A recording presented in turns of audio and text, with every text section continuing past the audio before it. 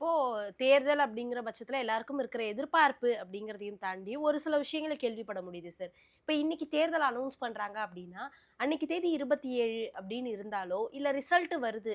அந்த தேதி 27 அப்படின்னு இருந்தாலோ, விஜய் அவர்களுக்கு செட் ஆகாது. எண்கணித ரீதியா அப்படிங்கிற ஒரு விஷயத்த நாங்க கேள்விப்படுறோம். இந்த விஷயங்கள் எந்த அளவுக்கு உண்மை சார்? அது உண்மை கிடையாது. ஒருவேள தேர்தல் பத்தின அறிவிப்பு வரக்கூடிய நாள் 27ஆம் தேதியாக வந்து, கூட்டு எண் 8ஆம் எண்ணாகவோ, 9ஆம் எண்ணாகவோ அமைந்திருந்தாலும் அத பத்தி விஜய் அவர்கள் கவலைப்பட தேவையில்ல.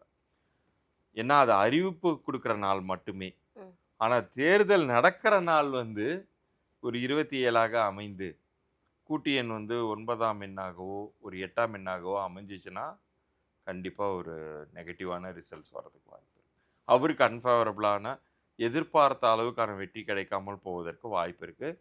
இது தேர்தல் தேதியை பொறுத்து. ம். தேர்தல் அறிவிப்பு தேதி என்னைக்கு வேணாலும் வரட்டும். அத பத்தி அவர் வொரி பண்ணவே வேண்டாம்.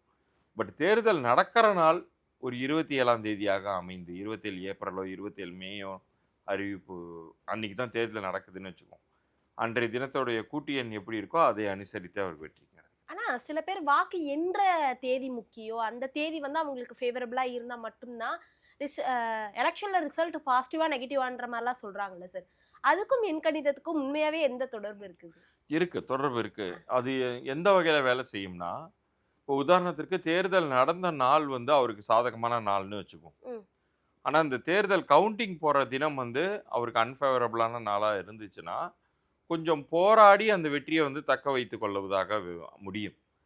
உண்மையிலேயே அங்க மறு வாக்கெடுப்பு நடத்துற மாரியான சூழ்நிலைகள அவரு உருவாக்குவாங்க. அது அவருக்கு சாதகமாக அமையும்.